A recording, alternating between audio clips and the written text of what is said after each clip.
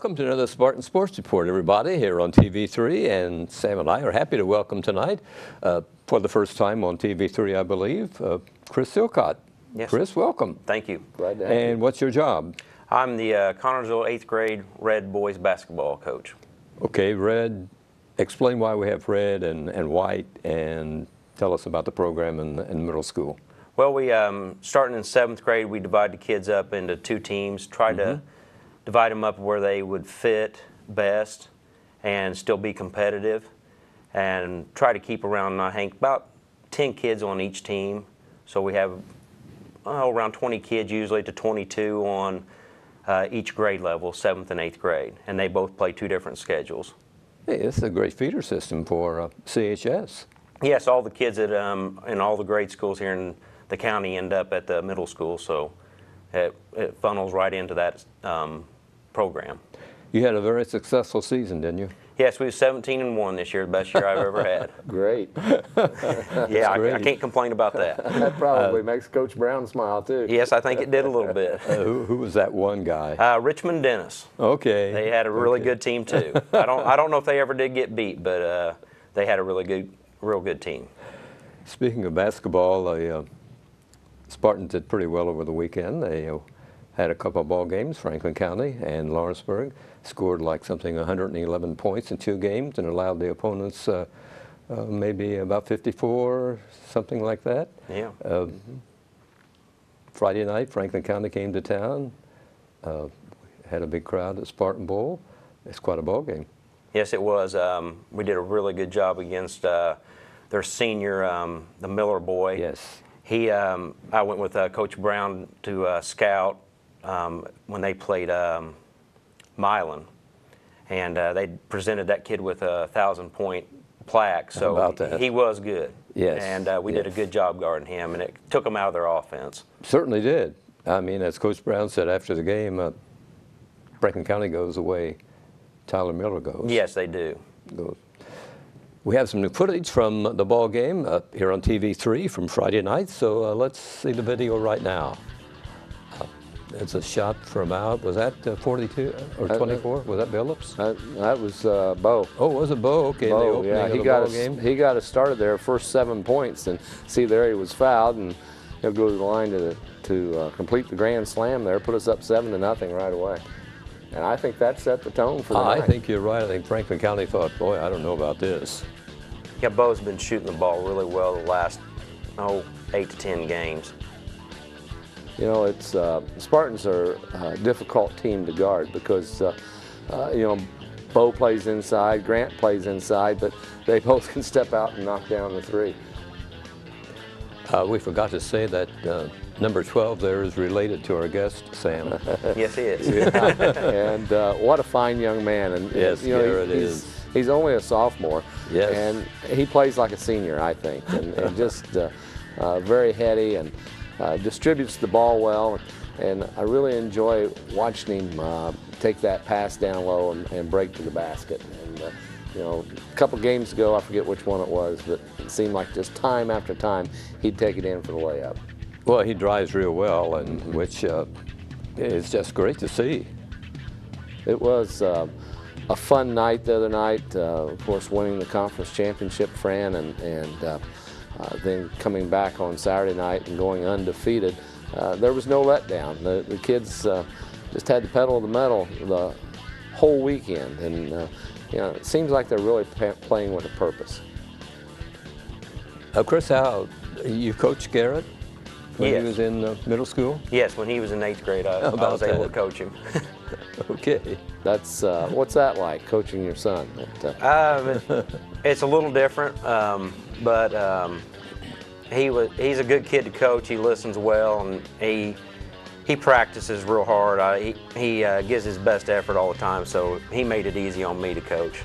Is it hard to separate that once you go home to be dad and not coach?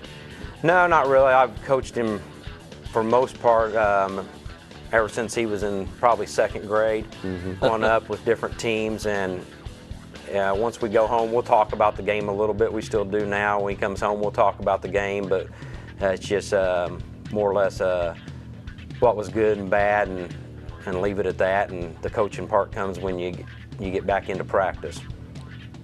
There's a nice follow right there. Bo Isaacs missed it and come in and put it back up and score. Spartans, another thing that's been very impressive of late is their ability to handle the basketball. Very few turnovers, and they just that in itself will help win you ball games. But then they're able to force some turnovers and get some steals and turn them into points. We saw that this past weekend, both here and at home at the Bowl and down at the new gym at Lawrenceburg. Well, I think of the 5 starters that we have out there, any of them could bring the ball up at any time. Mm-hmm. Sure could. And then the other night, well, both nights, Coach Brown able to play some of the younger guys too, some of the JV guys, and give them varsity experience. And I think that's very important here at the end of the season. That's the trophy of the Eastern Indiana Athletic Conference. The Spartans are the winners this year with a 7-0 record. Mm-hmm. And it's quite a handsome trophy, and it's in the trophy case up at Spartan Bowl. So when the folks go to a ball game, it might take a few minutes to stroll along the hallway and see all the trophies that are on display. The other thing, the other trophy the other night was the CHS student body won the Beat Cancer in 4 Quarters contest also. So they have a big traveling trophy with that, and congratulations to all the kids from both schools, because that's such a worthy cause. Yes, it is. To fight cancer. Yeah, one thing I'd like to mention that something I thought was very touching the other night, that during the starting lineups, Dalton Huffman had a pink headband. All the players had a pink headband. He came over and gave that to Terry Hillman and gave Terry a big hug, because Terry's a cancer survivor. Okay. And I just thought, what a nice gesture for yes, that man to do that. And certainly I know is. Terry was very touched by that. That was wonderful. That was really wonderful. 27 points the Spartans gave up, and they went to Lawrenceburg and did the same thing. 2 nights in a row.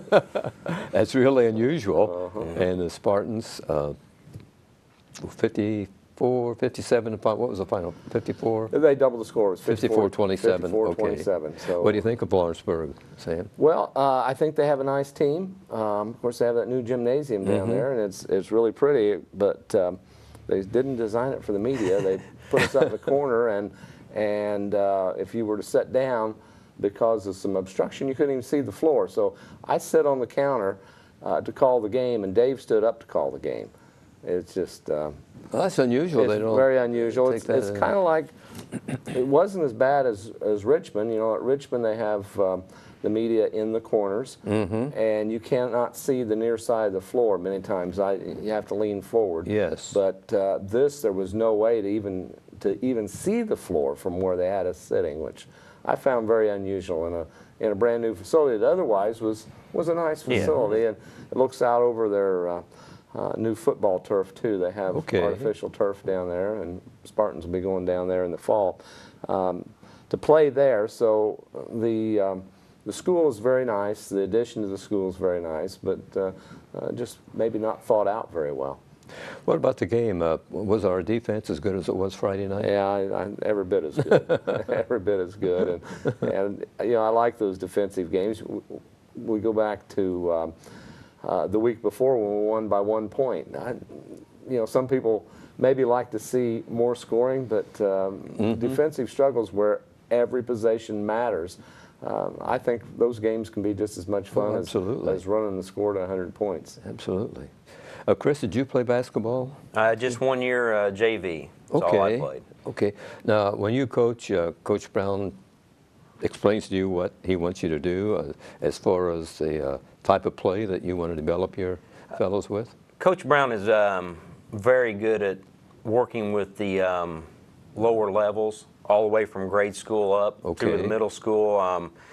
He gives us all his number, call him at any time, and he gives us a pamphlet each year on at each grade level of what the kid is expected to know at each level. And at the 8th grade level, obviously we need to know a lot more. And he wants us to teach them man-to-man defense, because that's what we run.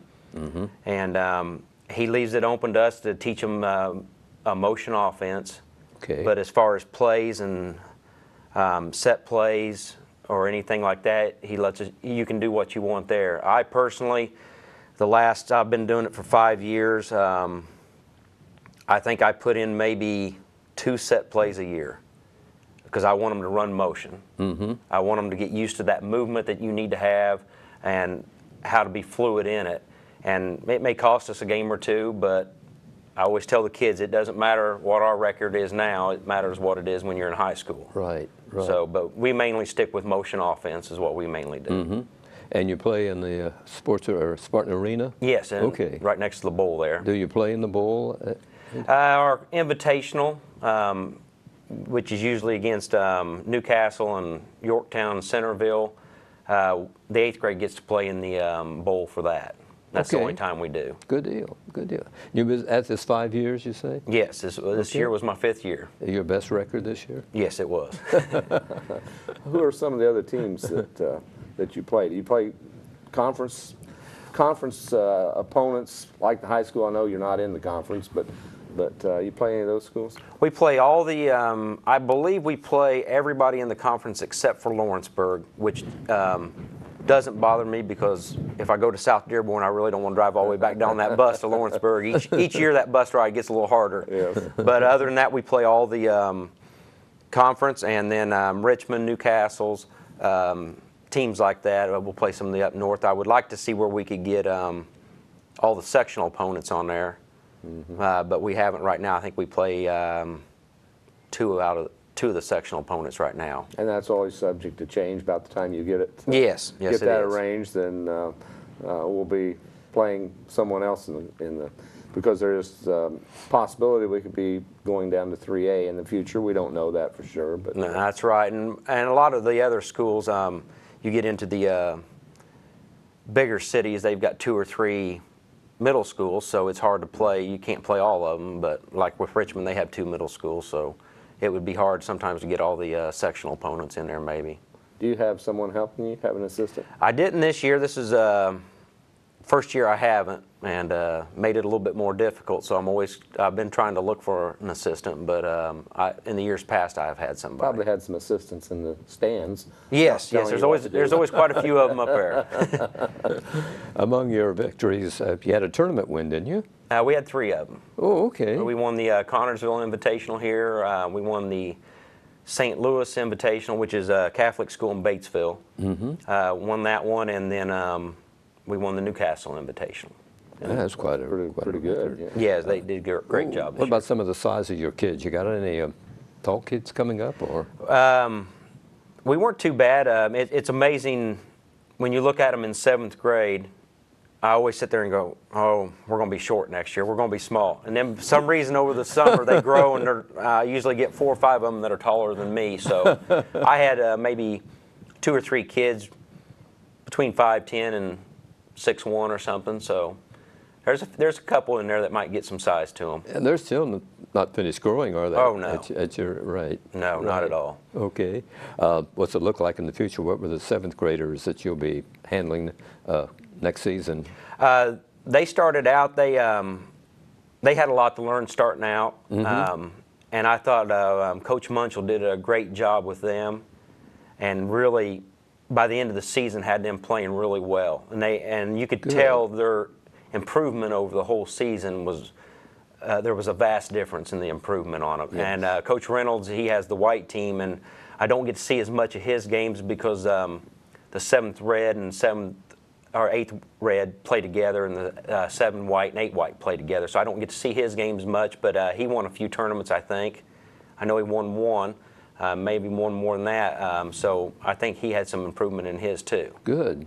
Well, the future looks good, Sam. Sure does, and at this point, it really doesn't matter with the kids whether they're on the red or the white team because they could develop differently and grow differently. We've had some great players on varsity that earlier played on the white teams in middle school. Well, a great example of it is our seniors this year. That was my first year coaching 8th grade. They were 8th graders at the time. Chandler Graves was a white team player in 8th grade, and Billups was a white team player in 7th grade. And it's like I always tell the kids, just keep working hard. It doesn't matter where you're at. Keep improving, because a lot of kids end up finding other interest and aren't around, so you never know what role you'll be in. And you have to, when you think about it, when you have 20-plus kids in a grade at middle school, that has to funnel down, that they're going to weed themselves out. Yes, I always, every year I tried to hold up a picture, and this was the first year being seniors that I actually coached. I was able to hold up the picture, and I said, okay, here's 10 guys that was on my team. There's only one left. And years past, there's only 2 or 3. And usually by the time they're seniors, you're looking at anywhere between 3 to 4 or 5. So you're right, it goes from 20 to 5 by the time they're seniors. And a lot of dedication on those kids' part to stick with it. It's a lot of work. I don't think people don't understand basketball has almost turned into a year-round sport now. Certainly with summer leagues and AAU and so many opportunities for them to play. Yeah, they'll start up AAU March. Then AAU pretty much backs off in June, because the high school does all their stuff in June. So, and then they start back up AAU, and you can do that all the way up until the season start. So it's nonstop if you want it to be. It's and that's good, but maybe sometimes kids need a little break too. Yes, they do. They need a little time to get away. I know my wife, she always makes my son not do nothing for a week. After sometime during the summer, she'll say, you're not allowed to touch a basketball or do nothing for a week, and make him just relax and do something else. It's a good idea. We need to talk about Northeastern comes to Connersville Tuesday night. Fine basketball team, highly ranked in 2A, and we can't worry about number 3 in 2A, and we can't worry about the size of the school. You know, they beat us last year up there in overtime, and just a fine basketball team that I think can play with anybody in the state, and they have. They're 18-3 right now, and as you pointed out, they're ranked in the Associated Press poll number 3, I think, in Class 2A. So they'll bring a high-powered offense to Spartan Bowl, 70 points a game. If we can hold them to 27. That would be really nice. They have a really good guard. He's, I believe, getting some Division I looks. Gee. Really quick. I remember coaching against him when he's back in middle school. Just fantastic. He's really fast and get up and down the floor, but he's a handful for him. So with the way the Spartans have been playing, though, defensively, they've all season long, for the most part, they've held their opponents below their season average. So yes, they're averaging about 40 points, but we've had some teams come in here with 70-point per game averages and go out of town with 40 and 43, something like that. So we know how to stop the high scores. We can do that again tomorrow night, Tuesday night. I think that Spartans could win that one and close out the season with a win. We'll just have to see what happens. I know that they'll start preparing for the sectional, and we'll have that on their mind also. And sure. But it certainly would be nice to close out with a win. Well, we hope so. And as Chris and I were talking before the show, and before you got here, that it's a great way to end the season and a great team to play going into the sectional. It is, and the other thing, it just comes around too fast, Fran, but it's the last game at Spartan Bowl for the 2015-16 season. I mean, That's right. Seems like we just started. It seems like it was just the night before Thanksgiving. So while it's been fun, it's kind of sad too to see it all come to an end here. Although I think we have a few more weeks of basketball left in us in the tourney, but always sad to see that regular season come to an end, and that last game at the Grand Palace. It's senior night. Be honoring Chandler Graves and Tyler Billups. I'm sure they'll get the basketball in a plastic case. Yeah. And it'll be a ceremony for these young guys and their folks. And we're looking forward to that, but I'm like you. I hate to see the season come to an end, and we always interview the seniors after the game, and you kind of have to be careful what you ask them, because one year I went a little bit too far, and then the guy started crying, and that taught me a lesson to try to be a little bit less emotional with them. I've not had that with the guys. I've had it with the lady Spartans a couple times, but you know, you think about that, and that last game, Sure. and no more running through the tunnel and coming out to a packed house like we had on Friday night. Yeah. But that's memories that will last them a lifetime. Oh, absolutely, absolutely. Speaking of the sectional, Spartans get a break. We'll play Tuesday night and then be off until a week from Friday. So, and Chris, I'm sure the kids are tired, and they will welcome this maybe 10-day break. Yeah, I think it'll give them a chance to kind of relax a little bit, catch their legs Recharge back. their batteries a Yes. little bit. Get in and get some practice in and start preparing for two teams. You got to see who wins that first game. But Right. They played both, so they've got film on that. But it will give them a good opportunity just to kind of take a break, take a breather. The lineup for the sectional at Newcastle on Tuesday night will be Richmond and Greenfield Central in the first game, and then Pendleton Heights and Newcastle play the second. And the Spartans will play Friday night in the first game, the winner of the Richmond Greenfield Central game. And as you said, we won both those games in December, overtime with Richmond, and then I think 4 days later we played Greenfield Central, won by 7. So we've played both those teams in the sectional. We have played all the teams. We won 3 and lost 2, and the 2 that we lost were to Pendleton Heights and to Mount Vernon. And they play, as I mentioned, Pendleton Heights and Newcastle play on Tuesday night following the Richmond Greenfield Central game. And then on Friday night, March the 4th, the Spartans will be playing the winner of Game 1, and the second game will be Mount Vernon playing the winner of Game 2. So that's Wide open sectional. Absolutely. Any of those teams in that sectional could win it. They all have winning records, but Richmond, they're 9-14 right now with this final week of regular season play. Greenfield Central is 18-4. Pendleton Heights is 12-10.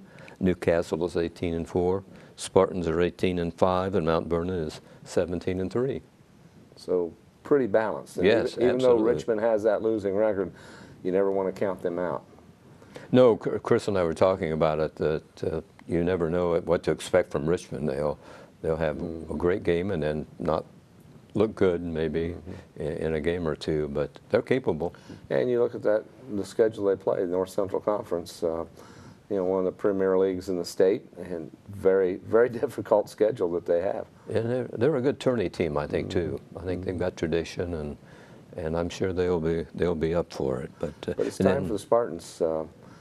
You know, since the advent of 4 classes, Spartans have not taken the trophy home, and I think it's our time. There's room on a trophy case for a sectional trophy, so we might remind our kids, the seniors, that there's a space in there that we will reserve for the sectional trophy. So even though we have not won a sectional since whatever it was, 1998, I think you're right. Yeah, along in there. we're still up in the top 6 or 7 in the state of number of sectionals actually won. Yes. But it's time.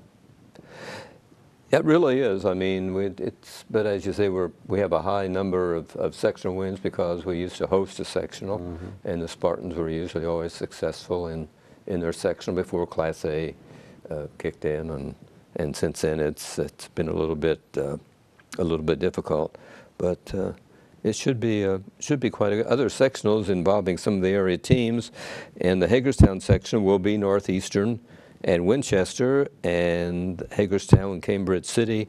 Those 4 guys will be playing in the first 2 games of their sectional, and then Centerville will play the winner of Game 1 on Friday night, and Union County do a real bye. They don't play until the second game Friday night. They'll play the winner of the Hagerstown Cambridge City game. So that's the sectional coming up at Hagerstown, and then in the Greensburg sectional, Franklin County and Rushville will play on Wednesday night. So that's kind of where all the teams in the area will be lining up at. So should be a good tournament. A lot of interesting matchups around. Should be in the area. Should be. You know, it's interesting. You talk about the sectional at Hagerstown. It's basically a Tri-Eastern Conference sectional, and the sectional at Greensburg is an EIAC sectional minus Connorsville and East Central. Yes, yes.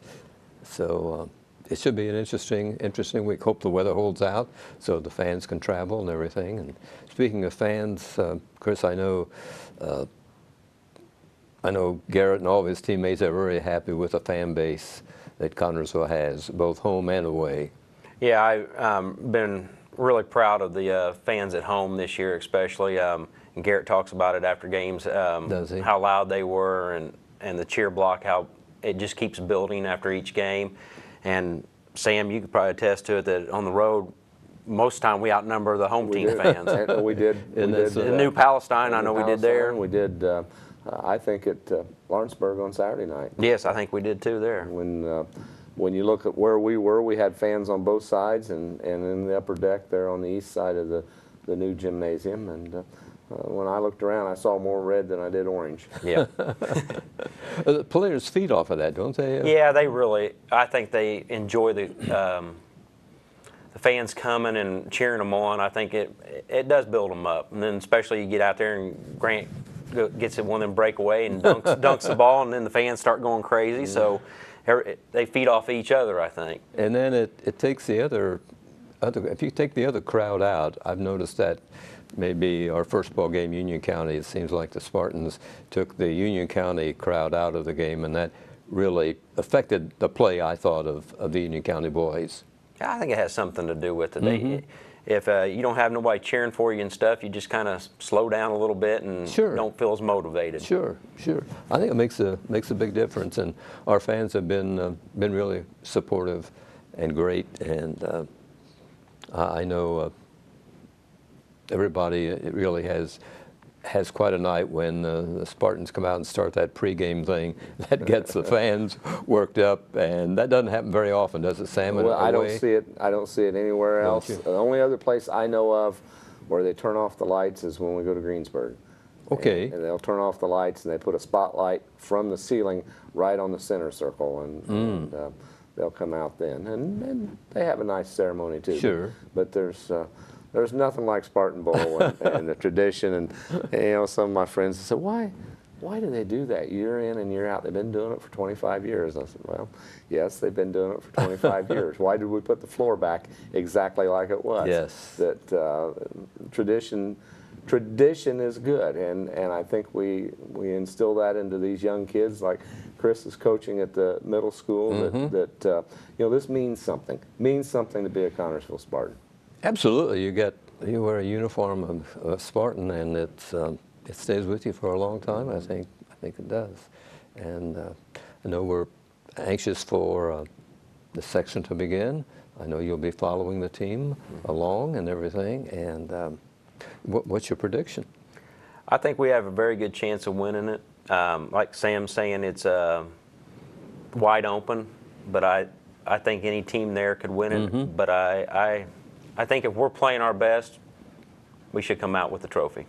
Hope so. Chris, it's been a real pleasure to have you here on TV3, and we'll invite you back. Well, thank you very much. I enjoyed it. You're the red team of the 8th grade basketball, and a heck of a good job, and keep developing these young guys as they come on to high school, and we'll see them freshman team and JV and the varsity. Yep, they'll be there. Sam, as always, been a pleasure. It certainly has been a pleasure, and look forward to seeing you again next week. Good deal. Everybody, thanks for watching Spartan Sports Report here on TV3.